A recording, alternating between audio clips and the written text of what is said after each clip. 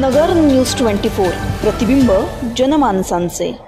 MIDC परिसरात अतिक्रमण विरोधी कारवाई, अवैध टपऱ्या हटविल्या।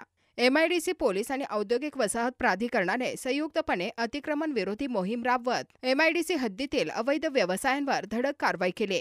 आज 5 मार्च रोजी सनफार्मा चौक, निंबळक चौक, एम ब्लॉक, एल ब्लॉक, जी ब्लॉक आणि वखार महामंडळ परिसर या ठिकाणी रस्त्यालगत आणि सार्वजनिक जागांवर अतिक्रमण करून उभारण्यात आलेल्या टपऱ्या प्रशासनाने हटवल्या।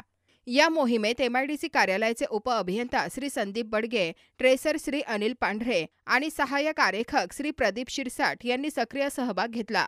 तसेच एमआयडीसी पोलीस स्टेशनचे एपीआय माणिक चौधरी यांच्या नेतृत्वाखाली head constable Temkar, Chavan, police Naik Adhav, police constable Sherkar आणि जाधव यांनी मोठ्या संख्येने हजर राहून ही कारवाई यशस्वी केली।